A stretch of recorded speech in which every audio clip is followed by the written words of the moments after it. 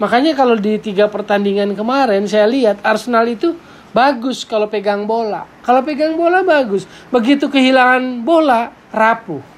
Udah, runtuh aja. Kehilangan bola ditekan balik, kebobolan, kecolongan, kalang kabut pertahanannya.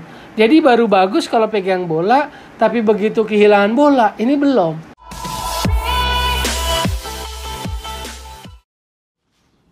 Oke, balik lagi di Gocek, Bung Toel. Apa kabar Arsenal, The Gunner? 3 kali pertandingan pembuka kompetisi, 3 kalah beruntun. 0-2 Brentford kalah, 0-2 Chelsea kalah, dan terakhir kalah 0-5, kalah telak. Kartu merah 1 pula Granit Xhaka. Jadi ini adalah hasil terburuk dalam sejarah Arsenal. 3 pertandingan pembuka kompetisi mengalami kekalahan beruntun. Terburuk sejak tahun 54. Jadi artinya ini tanda tanya besar menggantung di kubu Arsenal. Apakah pelatih Mikel Arteta akan tetap bertahan, masih diberi kesempatan, ataukah beberapa saat lagi, tidak akan lama lagi akan keluar berita pemecatan. Ini yang sedang dinanti-nantikan oleh penggemar Arsenal di seluruh dunia, termasuk di tanah air. Karena bukan apa-apa, sepak bola nggak kenal keadilan. Hukumnya itu hasil. Jadi kalau tim main buruk, hasilnya jelek, udah pasti itu rata-rata pelatih dipecat. Nah ini yang oleh Jose Pekerman disebut sebagai resultist dictatorship. Jadi hukumnya cuma hasil, nggak mau tahu apa-apa, nggak mau tahu aspek-aspek lain, yang penting hasil. Kalau tim main buruk dan kalah, udah kelar. Manajer dipecat. Resultist dictatorship. Nah, karena atas dasar itu, maka kemudian pertanyaan besarnya, akankah Arteta tetap bertahan di Arsenal atau diberi kesempatan lagi? Itu yang sebetulnya menarik. Nah, catatan saya dari 3 pertandingan Arsenal di pembuka kompetisi memang cukup mengkhawatirkan penampilannya. Tidak muncul karakter dari sisi teknis, dari aspek sepak bola, starting line up-nya berubah-ubah terus. Memang formasi yang pertandingan pertama Brentford dan Chelsea 4-2-3-1, tapi begitu lawan City menjadi berubah 5-4-1. Kenapa 5? Karena sisi pertahanan coba dikombin dengan masuknya Sead Kolasinac di lini pertahanan. Tapi itu tidak membantu banyak juga, tetap kebobolan 5 gol. Jadi ada apa dengan Arsenal?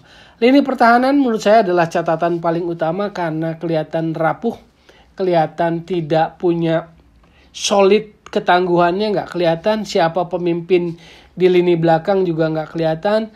Ben White yang ditransfer dari Brighton main di pertandingan pertama lawan Brentford, lalu cedera dan tidak kelihatan di 2 pertandingan terakhir. Jadi perubahan di lini belakang sangat kentara.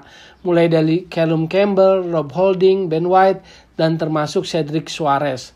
Dan terakhir masuk Sead Kolasinac di lini pertahanan. Itu pun tidak membantu banyak. Waktu lawan Chelsea, 2 gol Chelsea banyak berasal dari sisi kiri pertahanan Arsenal. Jadi banyak dieksploitasi nih lini atau pos kiri pertahanan Arsenal oleh pemain Chelsea dan 2 gol berasal dari sana. Jelas menjadi pekerjaan rumah bagi Arsenal lini pertahanan kalau kita bicara cuma sekedar unit. Di lini depan juga Gabriel Martinelli nggak kelihatan. Baru di pertandingan semalam Aubameyang sudah pulih lagi sehingga kemudian dimainkan. Tapi menurut saya butuh waktu bagi Aubameyang untuk tampil dengan performa terbaik. Itu pun harus didukung oleh kondisi tim yang kondusif.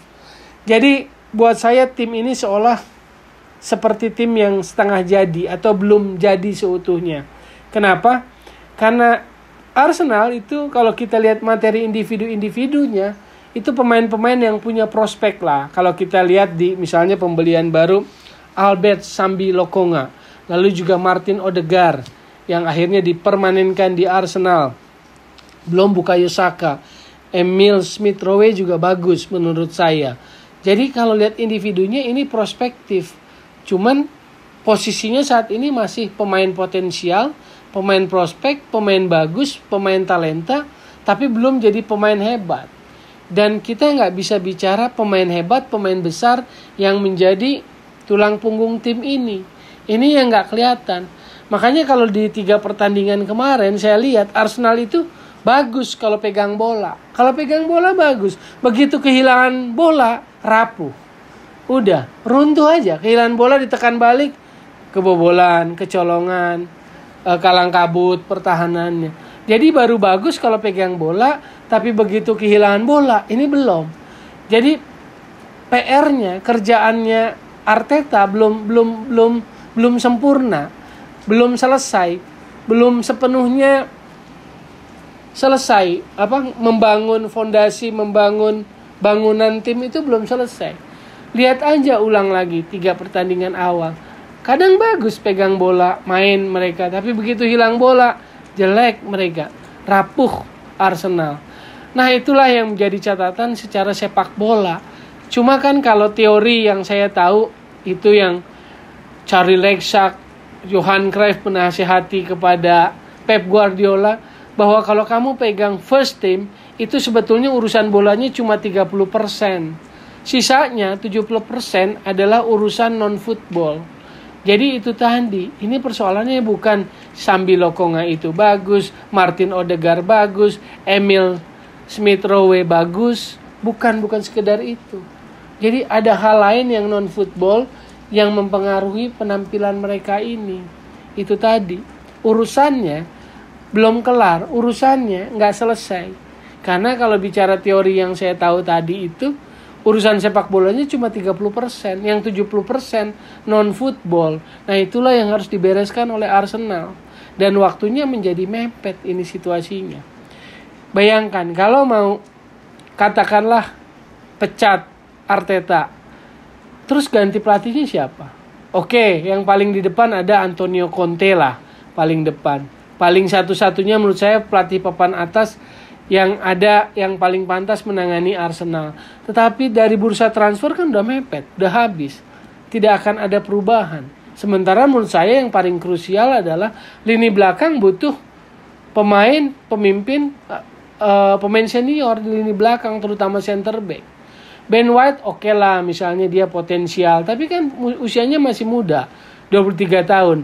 Meski saya nggak sepakat dengan harganya yang menurut saya agak kemahalan, 50 juta pound center back dari Brighton diboyong ke Arsenal. Ben White menurut saya sih masih butuh waktu untuk membuktikan kualitasnya. Dan selalu ingat, misalnya Pique didampingi Carles Puyol gitu, Rafael Varane di Madrid didampingi Sergio Ramos. Jadi pemain muda potensial itu mendapat backup dari seniornya. Begitu juga Ben White. Tapi kan sekarang nggak ada tuh yang seniornya di sebelahnya. Pablo Mari jelas bukan pemain yang karakter yang tangguh di belakang gitu loh. Nah inilah menurut saya yang jadi titik lemah buat Arsenal. Nah ketika pilihan mengganti pelatih katakanlah Antonio Conte ada, tapi berusaha transfer kan mepet. Itulah susahnya. Jadi menurut saya paling bijak walaupun beresiko, tunggu 2 pertandingan lagi, lawan Norwich, lawan Burnley. Dengan catatan ini 2 pertandingan harus dimenangkan oleh Arsenal. Kalau 2 pertandingan itu pun tidak dapat angka penuh, poin penuh menang, ya memang berat situasinya, harus ada pergantian ekstrim. Mungkin itulah pintu keluarnya buat Mikel Arteta gitu loh. Walaupun saat ini kan disupport betul oleh Pep Guardiola bahwa tolong dilihat situasinya, ada faktor lain yang mempengaruhi penampilan dari Arsenal. Ada faktor pemain cedera, Thomas Partey misalnya belum bisa main. Ada faktor-faktor lain yang disebutkan oleh Pep Guardiola. Masuk akal karena dua-duanya kan pernah kerjasama di City 3 tahun dan mereka juga adalah alumnus dari La Masia. Jadi sebetulnya kan dulu waktu Pep jadi pemain, pengganti berikutnya sebetulnya Arteta. Cuma Xavi udah nyodok dan Arteta tahu kalau dia bertahan dia nggak dapat jam terbang yang bagus, maka dia lompat lari ke Paris Saint-Germain, Glasgow Rangers, lalu juga dia main di Everton sebelum kemudian di Arsenal. Sociedad juga dia pernah, karena dia kan Basque ya, dari San Sebastian. Nah menurut saya sih secara filosofi bola Arteta punya lah, hanya memang dia butuh waktu yang banyak untuk mengerjakan proyek ini karena menurut saya pasal-pasalnya nggak lengkap. Nggak ada yang meragukan Bukayo Saka adalah pemain berbakat, potensial. Albert Sambilokonga, pemain baru yang diberi dari Anderlecht, juga saya lihat menikmati sekali permainannya. Ini pemain bagus, tapi kan harus dibangun, dibentuk dalam sebuah tim. Kayak dulu zaman Arsene Wenger. Dan kadang untuk klub yang pernah sebelumnya ada pelatih begitu karismatik dan lama, seperti MU dengan Sir Alex Ferguson yang 27 tahun, itu kan butuh transisi yang lama dari Moyes ke Ryan Giggs, ke Van Gaal, ke Jose Mourinho, baru ke Ole Gunnar Solskjaer untuk rada lebih baik dan rada lebih stabil seperti sekarang. Ya menurut saya begitu juga Arsenal, ada semacam sindrom ketika ditinggalkan pelatih sebelumnya yang kawakan, yang kaliber, yang senior, yang lama bertahan di Arsenal seperti Arsene Wenger, itu butuh waktu untuk bisa balik ke puncak itu.